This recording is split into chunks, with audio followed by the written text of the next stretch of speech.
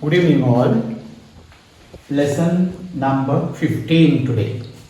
Lesson number 15 මම ඔයාලට කිව්වා simple present tense එක අවසන් කරනවා කියලා.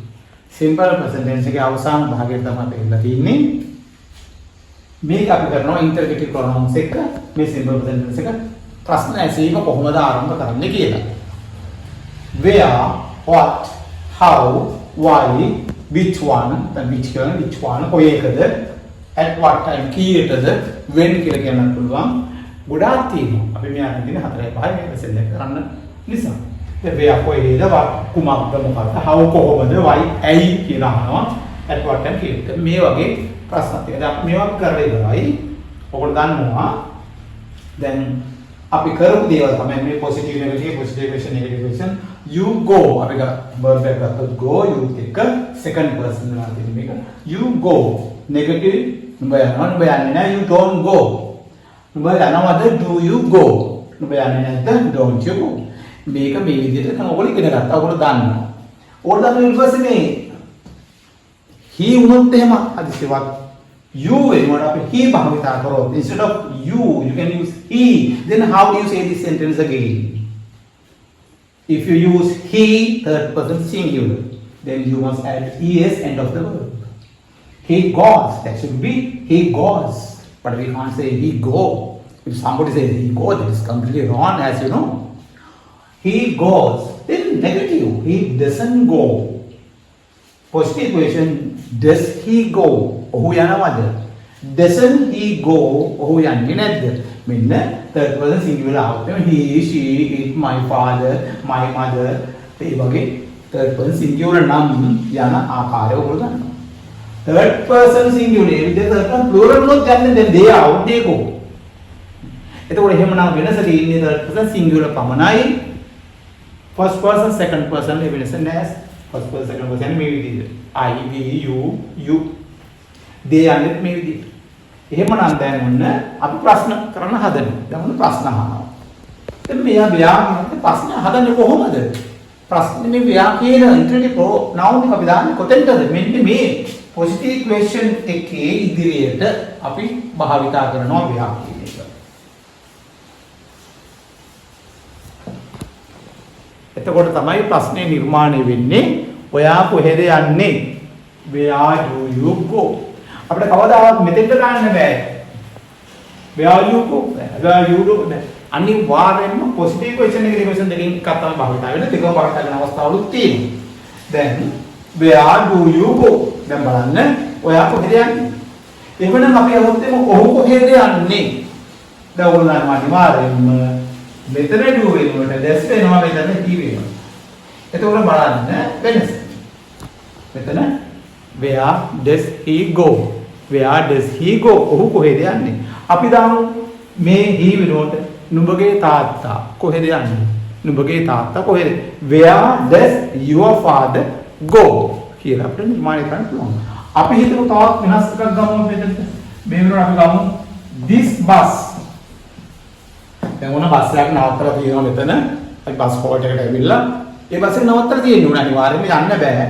ඒක බස් එක නවත්තලා දින අපිට දැන් බස් එක පේනවා නවත්තලා තියෙනවා අපිට දැනගන්න ඕනේ මේ බස් එක කොහෙද යන්නේ කියලා. කාලගණනික අහන්න. කාලගණනික අහන්නේ බස් එක කොහෙද යන්නේ? අපි අහන්නේ කොහොමද? Where does this bus go? Where does this bus go? මේක තමයි අහන්න පුළුවන් grammatical sentence එක. අපිට අහන්න පුළුවන්. සමහරවිට අපිට අහන්න පුළුවන් මිනිස්සු අහන්නේ මේ විදිහට. Where does bus go? අන්න මතක තියාගන්න. ඔන්න ඔක තමයි අපි කියන්නේ බ්‍රහ්මණ ඉංග්‍රීසි කියලා. හොඳට මතක තියාගන්න. ග්‍රැමටිකලි කතා කරනවා මම ඩ්‍රෙස් එකේ ඉන්නවා සමහරවිට මොන ඩ්‍රෙස් එකක්ද? මොන ඩ්‍රෙස් එකද? ඔය ඩ්‍රෙස් එක ඕනේ. Where this bus go කිව්වම මොකද තේරෙන්නේ නැද්ද? මෙන්න මේ විදිහට තර්ක කරන්න පුළුවන්. Where does this bus go? මේ බස් එක යනවා. This bus අර උත්තර දෙනවා. This bus goes to Matara. මේ බස් එක යන්නේ මාතර. අපිට තව ප්‍රශ්නයක් අහන්න ඕනේ. මේ බස් එක ගාලට යන්නේ නැද්ද? ගාලට යන්නේ නැද්ද? Doesn't this bus go to Galle? No, this bus doesn't go to Galle. This goes to Mathar. ඔන්න ඔය විදිහට අපිට ප්‍රශ්න වලට උත්තර සපයන්න පුළුවන්. දැන් මේ ව්‍යාකරණ එක ගත්තොත් අපි දැන් ගත්තොත් what කියන එක ගත්තොත් එහෙම අපිට පුළුවන් various ප්‍රශ්න අහන්න. What අපි ගමු want කියනවා කියන්නේ කොහොමද? එදා අපි ඉගෙන ගත්තා like කියන වචනේ. want like state verbs කියලා කිව්වොත්. What do you want? ඔයාට මොනවද ඕනේ? What do you want? ඔයාට මොනවද ඕනේ? ඔහුට මොනවද ඕනේ? What does he want? ඔයා මොනවද කැමති? What do you like? ඔයා මොනවද කන්න කැමති? What do you like to eat?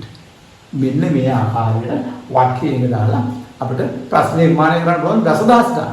අපි මේ පාඩම දාලා පොඩ්ඩක් කරනවා. මොකද මේක පාඩම විනාඩි 7-8 ගන්න වගේ මේක ඉවර කරන්න ඕනේ.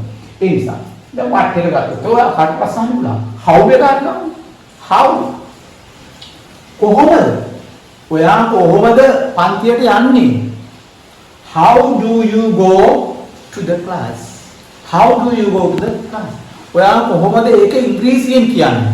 ඔයා කොහොමද ඒක ඉංග්‍රීසියෙන් කියන්නේ? How do you say it in English? How do you say it in English?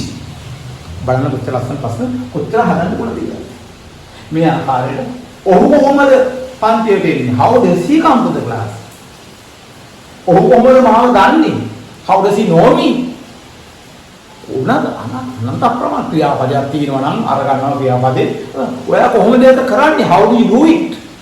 ඔහු කොහොමද ඒක කරන්නේ? How does he do it? මෙන්න මේ විදිය හොඳට ටක් ගන්න අපිට කර වෙනවා. මේ කිව්වට how does he do it? මේක තමයි ප්‍රැක්ටිකල් එක. හොඳට පුහුණු වෙන්න. හොඳට පුහුණු වෙන්න. ඒකට කියනවනේ අර මොනවද මේ practice makes perfect කිය. හොඳට පුහුණු වෙන්න. පුහුණු වෙන්න හොඳ කරගන්න. දැන් මේ y ගත්තොත් එහෙම y එකේ ඉතල වැඩගත් අපිට මේකටත් යන්න පුළුවන්.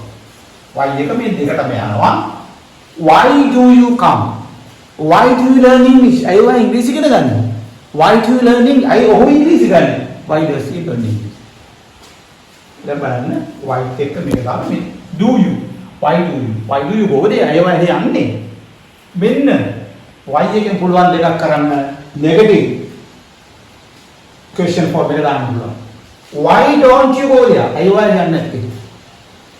අයව ඉංග්‍රීසි ඉගෙන ගන්නේ නැත්තේ. Why don't you learn English? බලන්න. why එකට පුළුවන් ඒ දෙකම හරියට කරන්න. ඒකම කිව්වේ. Which one do you like? කොයි එකටද ඔයා කැමති? Which one do you like? කොයි එකටද ඔයා කැමති? මෙන්න මේ ආකාරයෙන් ඔයගොල්ලන් උගලන් දැන් මම හිතනවා ඔයගොල්ලන් හොඳට පැහැදිලි කියලා දැන් මේ 15 මිනිත්තු දැන් ප්‍රෝබ් එකක් දෙනවා. දැන් තමයි අපේ ප්‍රෝබ් එක. තව එකක් තියෙනවා. මේ at what time? At what time? මේ at what time? ඔයා පන්තිලෙන් කීයටද? At what time do you come to the class? ඔයා මගේ වැඩේ කරන්නේ කීයටද? At what time do you do my work? බලන්න. කොච්චර අපිට ප්‍රශ්නද? ඕන තරම් අහන්න පුළුවන්. දැන් ප්‍රෝබ් එක. මෙන්න ප්‍රෝබ් එක.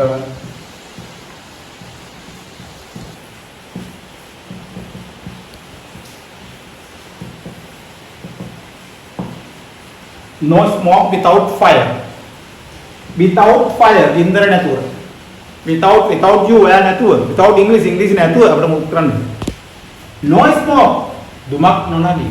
දුමක් එන්නේ නැහැ ගින්දර නැත්තම්. ගින්දරක් තියෙනවා දුමක්. දැන් හේතුවක් මොනවද තියෙනවද මේ පරයාස කරා. හතර හේතුව නැත්තම්.